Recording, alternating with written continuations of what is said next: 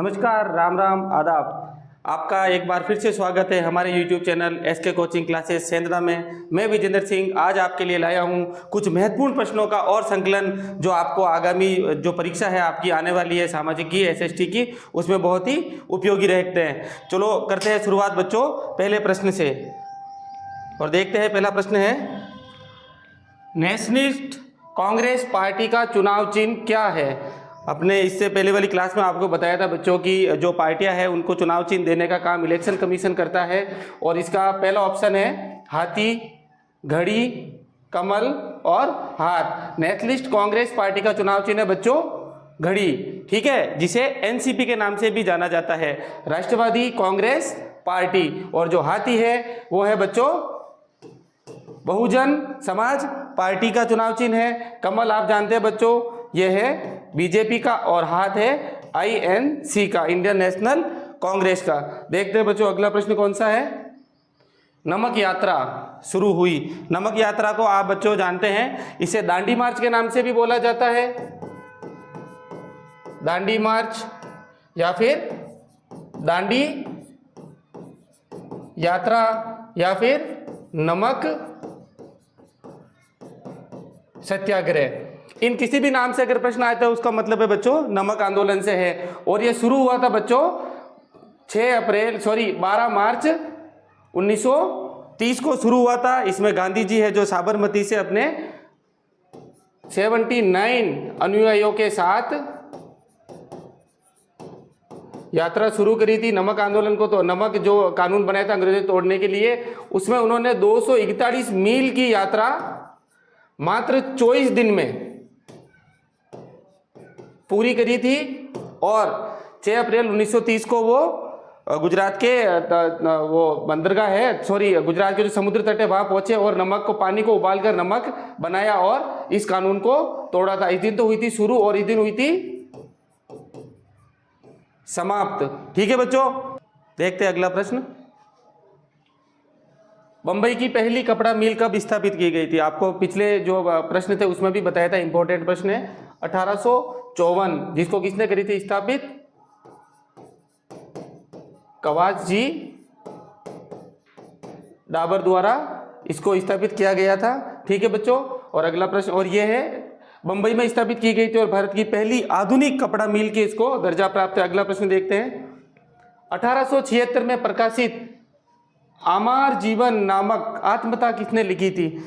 आपको पता है बच्चों पुराने ज़माने में है जो महिलाओं को इतना पढ़ने का योग्य नहीं दिया जाता था, नहीं पढ़ने को इतना समय मिलता था। उसी समय एक रस सुंदरी देवी नामक जो महिला थी उसने घर पे छिप के पढ़ाई करी और अपने खुद के जीवन पे आत्मकथा लिखी थी, उसका नाम था आमार जीवन। तो इसका सही उत्तर है बच्चों रस सुंदरी देवी और ये बांग्ला भाषा में लिखी थी, ठीक है बच्चों। अगला प्रश्न देखते हैं। अगला प्रश्न है, निक्षालन से बनी मृदा कहलाती है। मृदा मिट्टी है जो अपरदन से बनती है, लेकिन जो निक्षालन की प्रक्रिया है, इस निक्षालन की प्रक्रिया में है जो बच्चों जल निक्षालन की प्रक्रिया में बच्चों जल द्वारा पत्थर या चट्टानों का क्षरण होता है। यानी कि जल की प्रक्रिया के द्वारा पत्थर धीरे धीरे टूट के कंकड़ के रूप में इकट्ठे होते हैं, फिर वो मृदा का निर्माण होता है। और वो वाली मृदा है बच्चों लेटेराइट मृदा, ठीक है। और इसके अलावा जो लाल मृदा देख रहे हैं ये भी है लाल मृदा। इसके अंदर ये लाल रंग की होती है, इसमें लोहांश की मात्रा है जो अधिक पाई जाती है, ठीक है। और लेटेराइट मृदा है जो भारत के पहाड़ी ढालों पर सर्वाधिक कहां पर पाई जाती है? पहाड़ी ढालों पर। जो चाय है वह मसाले की खेती के लिए ये उपयोगी मृदा है, ठीक है बच्चों। और जलोढ़ मृदा है जो जल द्वारा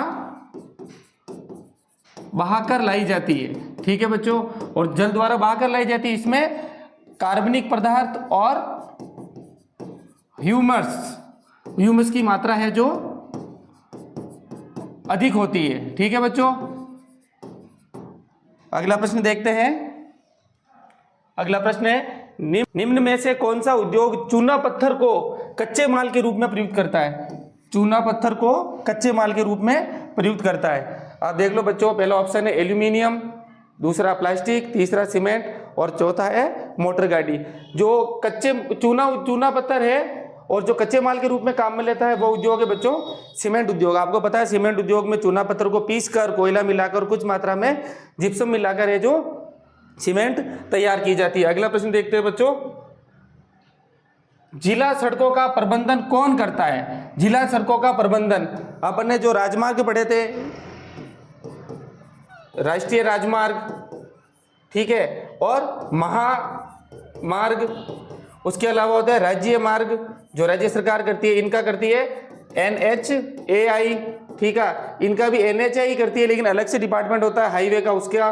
और जो ये प्रमुख महानगरों को जोड़ते हैं, महान जो प्रमुख राज्य हैं उनको, प्रमुख शहरों को राज्य मार्ग है जो राज्य सरकार द्वारा संचालित किए जाते हैं। उसके अलावा आता है जिला सड़कें जो जिला मुख्यालय को जोड़ती है, इनको जोड़ने का काम करते हैं जिला परिषद, ठीक है बच्चों। अगला प्रश्न देखते हैं, निम्नलिखित में से कौन सी भाषा बेल्जियम में नहीं बोली जाती है? यह प्रश्न अपने पहले वाले पेपर में भी मैंने जो इसको सम्मिलित किया था। बेल्जियम, जो बेल्जियम देश है उसके अंदर है जो डच, फ्रेंच और एक जर्मन भाषा बोली जाती है। इसमें जो प्रश्न है नहीं बोली जाती, इसका सही उत्तर होगा बच्चों डेनिश भाषा बेल्जियम में नहीं बोली जाती है। अगला प्रश्न देखते हैं, निम्न में से किसका आशय लिंग विभाजन से है? लिंग विभाजन प्रश्न देखो, इसके देखो ऑप्शन है जो बच्चों, बालक एवं बालिकाओं का अनुपात, दूसरा है समाज द्वारा पुरुष तथा महिलाओं के लिए निर्धारित असमान भूमिका, तीसरा है पुरुष तथा महिलाओं की जैविक बनावट, और चौथा ऑप्शन है पुरुष श्रमिक एवं महिला श्रमिकों के बीच विभाजन। प्रश्न ढंग से देखना बच्चों, निम्न में से किसका आशय लिंग विभाजन से है? लिंग विभाजन मतलब स्त्री और पुरुष दो प्रकार के लिंग होते हैं, उसके अंदर इसका सही है जो आंसर होगा समाज द्वारा पुरुष तथा महिलाओं के लिए निर्धारित असमान भूमिका, यह है लिंग विभाजन का। और जो ये देख रहे हैं बालक और बालिकाओं का अनुपात, यह होता है बच्चों लैंगिक अनुपात, ठीक है। और पुरुष व महिलाओं की जैविक बनावट ये शारीरिक रूप से वैसे अलग होते हैं, ये इसका उत्तर नहीं है। अगला प्रश्न देखते हैं बच्चों, उधार लेने वालों के समूह की धन की कमी की समस्या को हल करने के लिए सहायता करते हैं और वे ग्रामीण क्षेत्र में समूह का गठन करते हैं। मैंने बच्चों आपको क्लास में भी बताया था कि जब अपन कोई रोजगार उद्योग शुरू करते हैं तो हमें धन की आवश्यकता पड़ती है और इतना धन जेब में होता नहीं है, तो इंसान क्या करता है, बैंक से लेता है उधार, या फिर किसी जो बैंक गाँव में साहूकार वगैरह होते हैं उनसे लेता है। औपचारिक अनौपचारिक 2-4 स्रोत होते हैं। उसके अलावा गाँवों में आजकल बहुत ही अच्छी स्कीम चलती है, उसे बोलते हैं स्वयं सहायता समूह। इसका सही उत्तर है बच्चों स्वयं सहायता समूह, जिसे मैं SHG सेल्फ हेल्प ग्रुप इसके नाम से भी जाना जाता है। ये कुछ महिला इकट्ठे होकर है जो पैसा इकट्ठा करती है और आपस में उसके लाभ को है जो बांटती रहती है और वो उनको धन की जो कमी कभी महसूस नहीं होती। अगला प्रश्न है, भारत में नई आर्थिक नीति आपको पता है बच्चों, हमने पिछले जो प्रश्न इकट्ठे किए थे कलेक्शन, उसमें भी आया था उदारीकरण के द्वारा ही भारत में है जो बहुराष्ट्रीय कंपनियों का आगमन हुआ था और उसी के बाद से है जो अर्थव्यवस्था को गति मिली थी। तो इसका सही उत्तर होगा आर्थिक नीति का 1991। अपने को पता है बच्चों 1991 से ही है जो अपन ने उदारीकरण की प्रक्रिया शुरू करी थी भारत के अंदर। उसी के द्वारा जो मल्टीनेशनल कंपनी आई थी और खुले व्यापार की काफ़ी क्रियाएं होने लगी। अगला प्रश्न देखते हैं, चिपको आंदोलन कहाँ हुआ था? चिपको आंदोलन कहाँ हुआ था? हिमालय क्षेत्र में, मरुस्थलीय क्षेत्र में, पठारी या मैदानी क्षेत्र में? चिपको जो आंदोलन है वो हुआ था बच्चों हिमालयन क्षेत्र में। और जो इसकी जो शुरुआत हुई थी 1975 में, ठीक है। और जो इसको शुरुआत करने वाले थे वो थे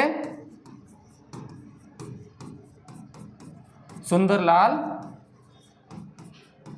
बहुगुणा। ये एक पर्यावरण थे जो पर्यावरणवादी थे और इनकी जो वर्तमान में जो स्थान है तत्कालीन उत्तर प्रदेश में था, आजकल है वो शुरुआत का स्थान कहलाता है चमोली, जो आजकल कहाँ है बच्चों, उत्तराखंड में, और उस समय तत्काल में उस जमाने में था वो उत्तर प्रदेश में। अगला प्रश्न देखते हैं बच्चों।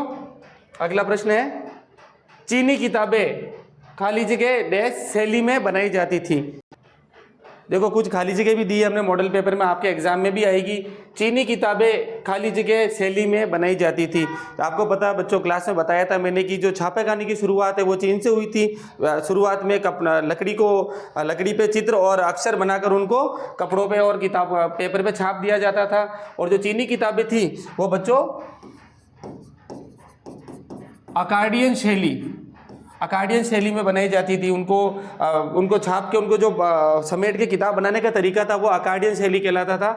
और अगला प्रश्न है, लोकतंत्र में लोगों के बीच टकराव को खाली जगह करता है। लोकतंत्र बता बच्चों, जनता के द्वारा जनता के लिए शासन, ये इसकी परिभाषा है। और इसमें समाज के सभी वर्ग बिना किसी भेदभाव के चुनावी प्रक्रिया में भाग लेते हैं और अपनी बात और अपनी जो नीति है, अपनी सोच है, उसके अनुसार वो सरकार बनाते हैं। इसीलिए लोगों में टकराव को जो कम होता है, इसकी वजह से। तो सही उत्तर होगा बच्चों, लोकतंत्र लोगों के बीच टकराव को क्या करता है, कम करता है। अगला प्रश्न है, वह देश जिसकी 2019 में प्रति व्यक्ति आय $49,300 प्रति वर्ष हो, वह खाली जगह वाला देश कहा गया है। देखो बच्चों, सरकार अंतर्राष्ट्रीय जो बैंक है IMF, और मैंने बताया था वर्ल्ड बैंक, अंतर्राष्ट्रीय मुद्रा कोष, उनके द्वारा हर जो देश उसकी है जो प्रति व्यक्ति आय के आधार पर उसको उच्च, निम्न और मध्य आय वाला बनाया गया था। इसके अंदर है जो देश प्रति वर्ष $49,300 अमेरिकन डॉलर, इसका मतलब है बच्चों अमेरिकन डॉलर, ठीक है। अमेरिकन डॉलर जो आय होती है प्रति व्यक्ति, वो देश कहलाता है उच्च आय वाला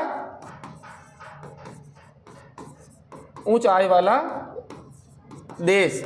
और इसके अलावा जिस देश में प्रति व्यक्ति आय प्रति वर्ष $2500 से कम है, वह देश कहलाता है निम्न आय वाला देश। लेकिन इसी में अगर भारत की बात करें तो भारत में प्रति व्यक्ति आय है $6,700 प्रति व्यक्ति, ठीक है बच्चों। तो भारत है जो इस हिसाब से आता है निम्न मध्य आय वाला देश। भारत है जो मीडियम रेंज में आता है, न तो पूरा गरीब है न पूरा अमीर है, विकासशील देश की श्रेणी में आता है, ठीक है बच्चों। देख लेना एक बार फिर से, बड़ा प्रश्न भी बन सकता है। प्रति व्यक्ति 49,300 अगर प्रति वर्ष आय है तो वो कहलाएगा उच्च आय वाला देश। और जिस देश की प्रति वर्ष आय $2500 से कम है वह कहलाएगा निम्न आय वाला देश। और भारत है जो निम्न और मध्य आय वाला देश में उसकी गिनती की जाती है, क्योंकि यहाँ पर भारत के लोगों की प्रति वर्ष $6,700 प्रति व्यक्ति आय है, इसीलिए वो निम्न आय के अंदर, निम्न और मध्यम आय के अंतर्गत उसको रखा गया। अगला, ठीक है बच्चों, तो इस खाली जगह में आएगा उच्च आय वाला देश, ठीक है बच्चों। अगला प्रश्न देखते हैं। अगला प्रश्न है बच्चों, हिंद स्वराज नामक पुस्तक की रचना किसने की थी?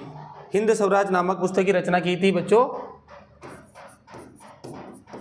महात्मा गांधी जी ने। और इन्होंने इसको सन 1909 में लिखा था। और इसकी भाषा थी बच्चों, कौन सी भाषा में लिखा था? गांधी जी कहाँ के थे? गुजरात के, तो उन्होंने इसको गुजराती भाषा में लिखा था। अगला प्रश्न है बच्चों, देखो पारिस्थितिकी, थोड़ा मिसप्रिंट है। पारिस्थितिकी तंत्र किसे कहते हैं, मतलब इकोलॉजी सिस्टम किसे कहा जाता है? ठीक है बच्चों, पारिस्थितिकी तंत्र में आता है पर्यावरण में रहने वाले सभी जीव जंतुओं व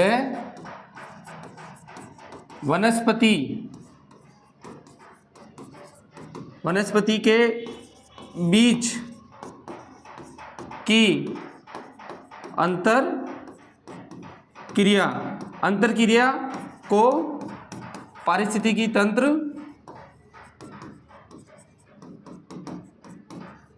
कहा जाता है। पारिस्थितिकी तंत्र, इसे अंग्रेजी में इकोलॉजी भी बोला जाता है बच्चों। इसका मतलब ये पर्यावरण में रहने वाले सभी जीव जंतु, पेड़ पौधे और जो भी श्वसन लेते हैं या जीवित की श्रेणी में माना जाता है, सजीव की श्रेणी में, उन सभी का पर्यावरण के साथ जो अंतःक्रिया होती है, एक दूसरे के आवास को वो बांटते हैं, एक जगह रहते हैं, उसी को बोलते हैं इकोलॉजी या पारिस्थितिकी तंत्र। अगला प्रश्न है बच्चों, सांप्रदायिक राजनीति किसे कहते हैं? सांप्रदायिक राजनीति, अपने राजनीति और समाज और सांप्रदायिक के बारे में पढ़ा था, उसमें बताया था कि धर्म द्वारा या धर्म से प्रेरित होकर किसी पार्टी द्वारा या किसी सरकार द्वारा जो कार्य किए जाते हैं उसे सांप्रदायिक राजनीति कहा जाता है। इसका सही मीनिंग होगा, सांप्रदायिक राजनीति किसे कहते हैं? किसी एक धर्म या समुदाय को सरकार द्वारा प्रोत्साहन देकर जो दूसरा समुदाय है, दूसरा धर्म या समुदाय है, समुदाय के लोगों के विचारों की अवहेलना करना। ठीक है बच्चों, और इसी का जो अगला पॉइंट रहेगा इधर लिखता हूं मैं ऊपर, इसी सांप्रदायिक राजनीति का। ठीक है,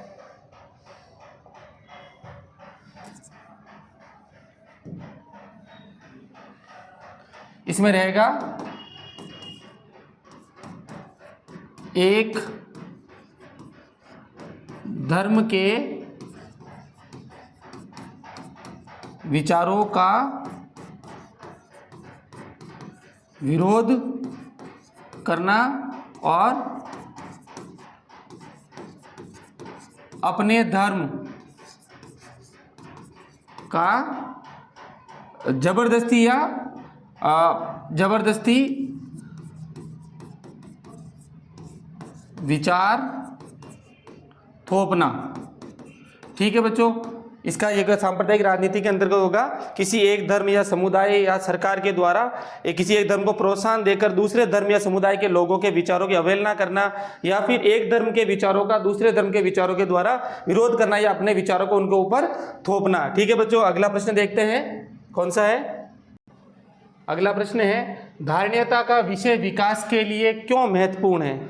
धारणीयता का विषय विकास के लिए क्यों महत्वपूर्ण है? क्योंकि जो धारणीयता है, ठीक है, किसी भी जो विकास को उसको स्थिर रखना है, ठीक है, और बिना किसी नुकसान के, ज़्यादा नुकसान पहुंचाए आने वाली पीढ़ी के लिए अपने को जो भी विकास किया उसको बचा के रखना और आने वाली पीढ़ी के लिए उसको उपयोगी बनाया जाए, इसलिए ये धारणीयता विकास के लिए जरूरी है। ठीक है बच्चों,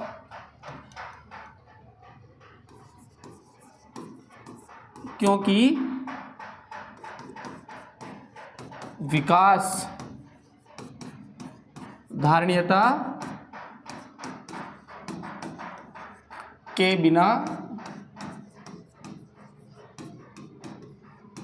अधूरा है। ठीक है, विकास धारणीयता के बिना अधूरा है। इसमें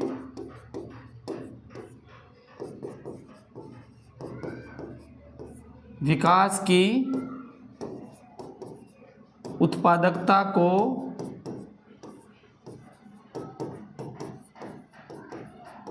बिना नुकसान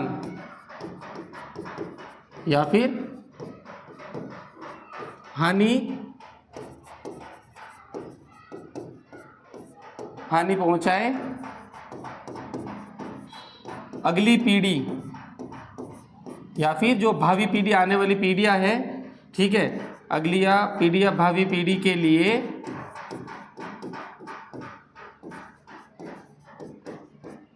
बचाए रखना। ठीक है, बचाए रखना ही विकास की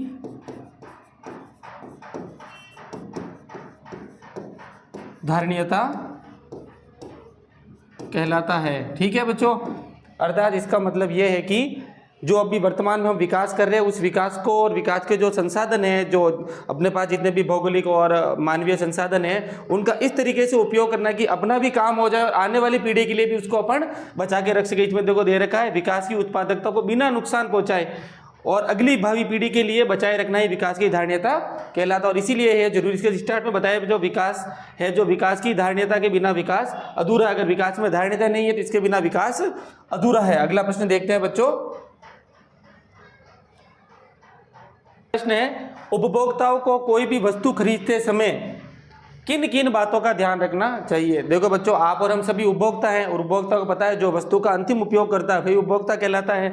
और कोई चीज़ खरीदते समय आप दुकानदार के पास जाते हो या टीवी शोरूम में जाते हो या मोटरसाइकिल खरीदने जाते हो, कुछ भी सामान खरीदेंगे उस समय आपको किन किन बातों का ध्यान रखना है कि जिससे जो आपके उपभोक्ताओं के अधिकार है वो समाप्त नहीं हो। और पता है बच्चों, उपभोक्ताओं के अधिकार हमने पढ़ा था अगले अपने पाठ में, उपभोक्ता अधिकार में कोपरा के नाम से चले हैं। कोपरा जो 1986 में लाए थे, उपभोक्ता अधिनियम 1986, ठीक है। ये कोपरा है, कोपरा जिसे उपभोक्ता अधिनियम 1986 के नाम से भी जाना जाता है, भारत सरकार द्वारा उपभोक्ताओं के अधिकारों की रक्षा के लिए लाया गया है, ठीक है। और इसमें उपभोक्ता को कोई भी चीज़ खरीदने में किसकी ध्यान रखनी है, सर्वप्रथम तो अपने को एक मार्क वाली वस्तु ही खरीदे। एक मार्क वाली वस्तु है बच्चों, मैंने आपको बताया था ISI, ठीक है, IFO, Indian food organization, Indian standard organization, इस प्रकार से कुछ स्टैंडर्ड सेट किए गए हैं, कुछ मानक तय किए गए, उसके अनुसार ही उन चीज़ों को बना हुआ होना चाहिए जो मानव शरीर और पर्यावरण को नुकसान ना पहुंचाए। और उसके बाद में वस्तु का क्या ले, बिल। कोई भी सामान खरीद रहे उसका बिल लेना जरूरी है कि अगर वो खराब हो गई है तो अगला दुकानदार मना ना कर सके कि मेरे यहाँ से तुमने चीज़ नहीं खरीदी। और इसी के साथ है जो आपके टैक्स है, जो सरकार जो उनको मिलता है सरकार को रेवेन्यू, वो भी वहाँ तक जाता है। अगर बिल नहीं लेंगे तो वो सरकार से टैक्स की बचत कर रहा है, टैक्स की चोरी कर रहा है, ठीक है। और उसके अलावा बच्चों, उसके अलावा देखना आपको उसका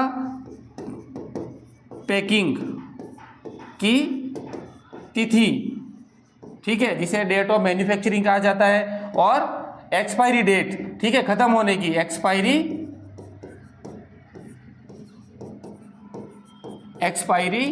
डेट, ठीक है बच्चों। मतलब ये किस तारीख को बनी थी और कितने दिन बाद में ये खराब हो जाएगी, उस समय के अनुसार बीच में होनी चाहिए। इसका स्पेशल ध्यान रखना है दवाइयों को खरीदते समय कि उनको देखना है कि ये दवाई कब बनी और कितने समय के लिए वैलिड और कब इसकी एक्सपायरी डेट हो रही है। उसके अलावा और बच्चों क्या देखेंगे, और क्या देखोगे आप, बैच नंबर।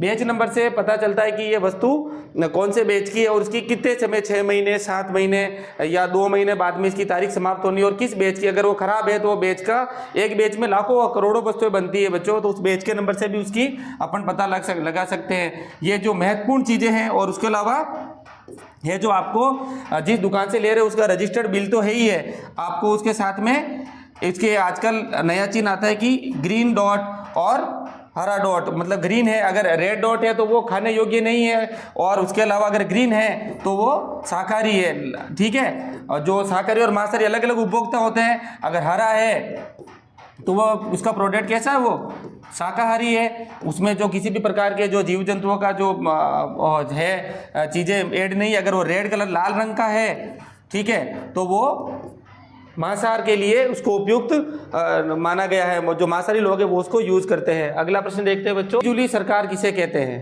मिलीजुली सरकार किसे कहते हैं, इसके नाम से ही पता चल रहा है बच्चों, मिलीजुली, जो आपस में मिलजुल के बनी है। लोकतंत्र में क्या होता है बच्चों की, जो अलग अलग दल होते हैं, बहुदलीय व्यवस्था होती है, ठीक है। वो अपने अपने विचारों के लोगों के सामने लेके जाते हैं और चुनाव में वोट मांगते हैं। अगर उन्हें एक निश्चित जो आंकड़ा होता है बहुमत के लिए जिससे कि वो सरकार बना सके, अगर किसी भी दल को स्पष्ट रूप से बहुमत नहीं मिलता है तो खूब सारे दल मिलकर है जो एक सरकार को निर्माण करते हैं, अलग अलग दलों के होते हैं, और वो फिर वो सरकार को चलाते हैं। तो मिलीजुली सरकार में जब किसी भी राजनीतिक दल को स्पष्ट बहुमत नहीं मिलता है तब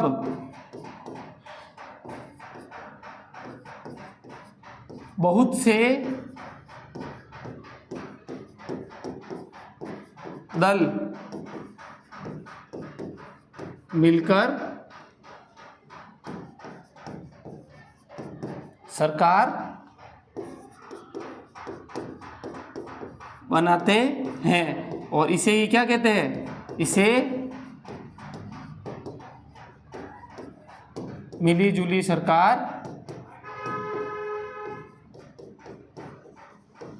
कहते हैं। जब किसी दल को स्पष्ट बहुमत मिलता है तो सीधी एक, जैसे वर्तमान में देख लो आप, केवल बीजेपी को बहुमत मिल रहा है तो उसी की सरकार बनी है। अगर इसको नहीं मिलता है तो जो दूसरे दल है उनके साथ वो गठबंधन करके है जो सरकार बनाते हैं, उसे गठबंधन सरकार भी बोला जाता है बच्चों। क्या बोलते हैं? गठबंधन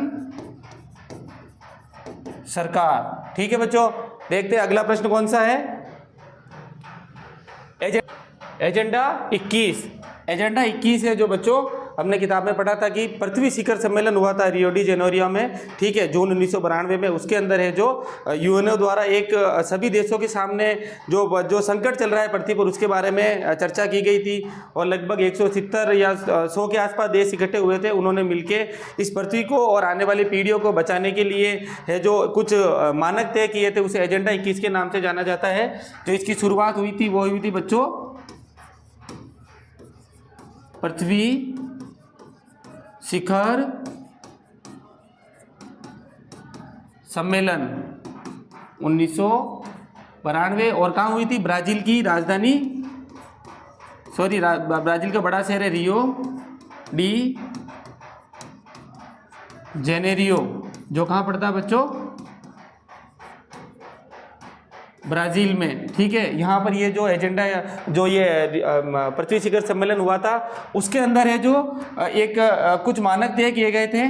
उसमें जो यूएनओ है, जिसे संयुक्त राष्ट्र संघ कहा जाता है, ये इसकी एक कार्य योजना है। ठीक है बच्चों, कार्य योजना है जो किसी भी देश पर बिना दबाव के उनको लागू करने के लिए कही गई है कि यूएनओ द्वारा किसी पर दबाव नहीं बनाया गया कि आप उसी इनकी जो एजेंडा 21 है उसकी बातों को माने।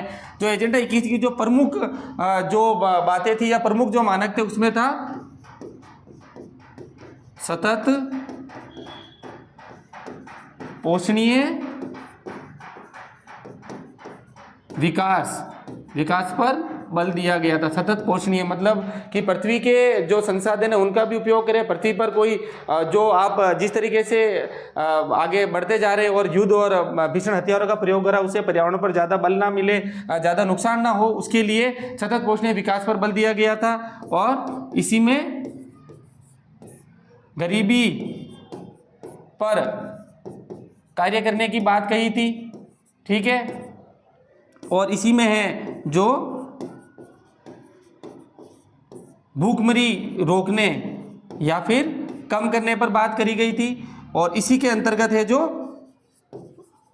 पृथ्वी के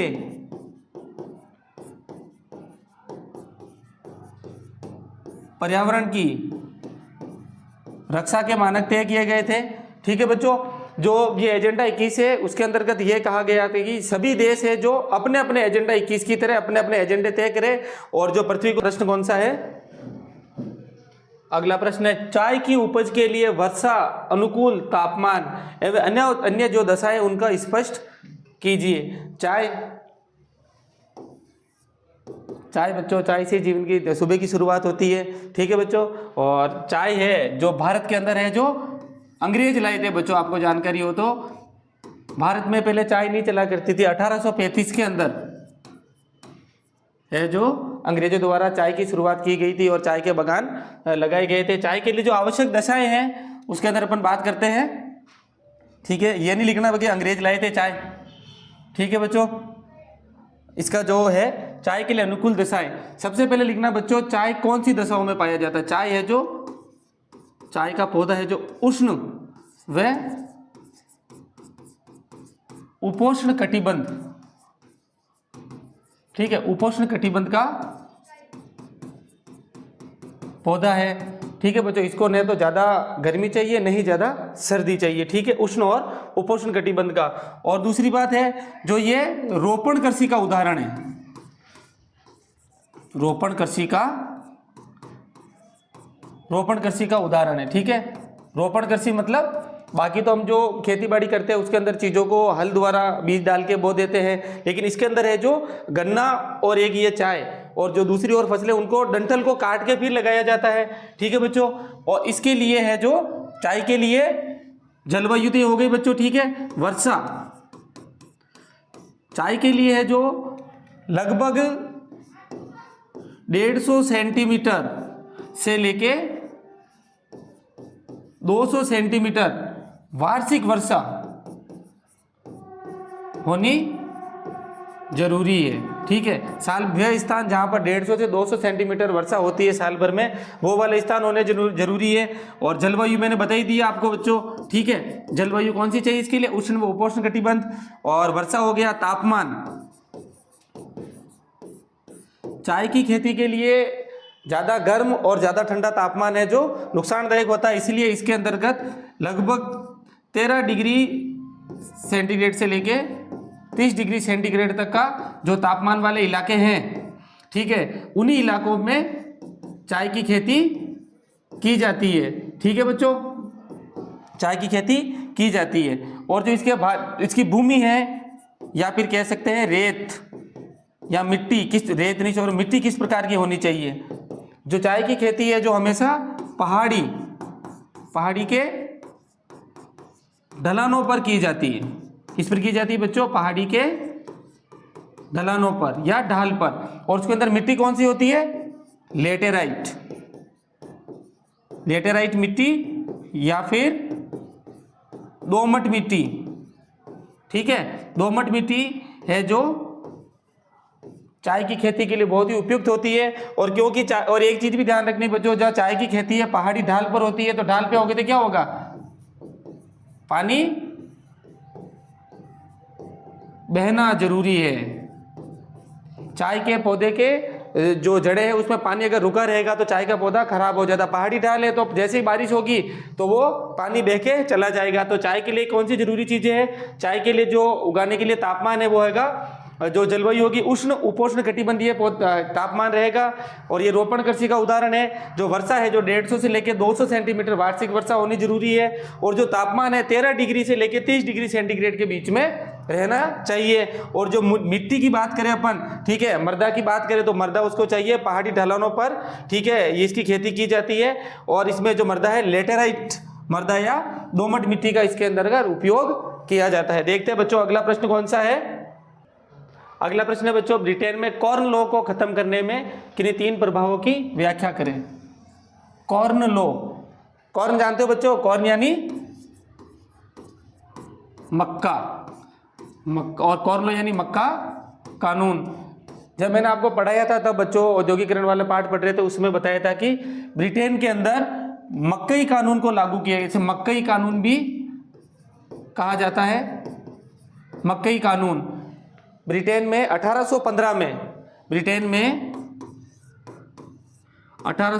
में जमींदारों के प्रभाव से, जमींदारों के प्रभाव कह लो चाहे कह लो दबाव से इंग्लैंड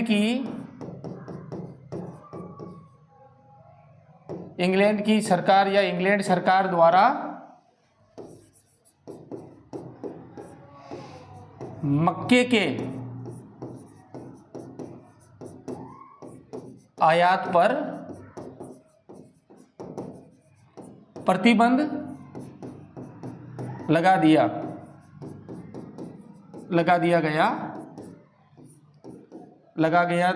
गया था।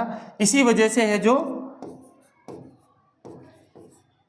मक्की की जो मांग बढ़ी, खाने के लिए लोगों को मांग बढ़ी। और बच्चों आपको पता है जब किसी चीज की मांग बढ़ती है तो क्या बढ़ती है?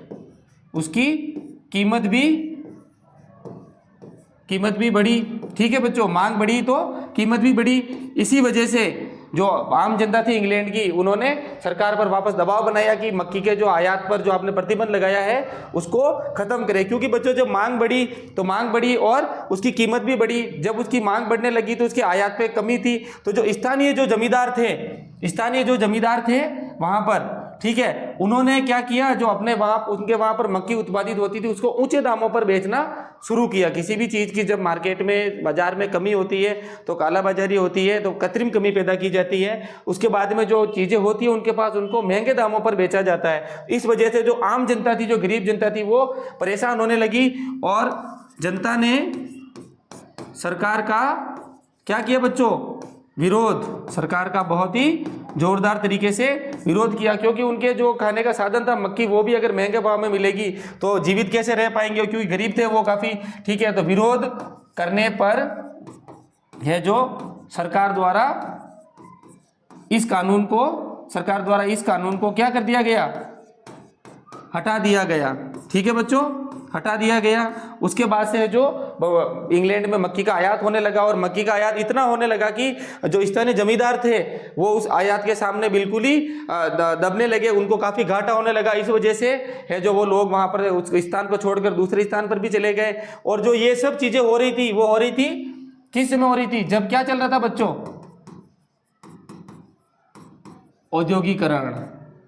औद्योगिकरण चल रहा था बच्चों। काफ़ी संख्या में जो खेत थे उनके अंदर फैक्ट्रियां लगा दी गई थी। इस वजह से भी इंग्लैंड में मक्की की कमी होने लगी थी और इसी का फायदा जमींदारों ने उठाया और सरकार पर दबाव बना के आयात पर प्रतिबंध लगा दिया। लेकिन जनता के सामने सरकार को झुकना पड़ा और अंत में इस विरोध की वजह से इस कानून को भी वापस लेना पड़ा। ठीक है बच्चों, अभी हुए आपके ये सभी प्रश्न, इनको एक बार वापस देख लें और आशा करते हैं आपके जो परीक्षा उसके अंदर ये काम आए। ठीक है बच्चों, बहुत बहुत धन्यवाद।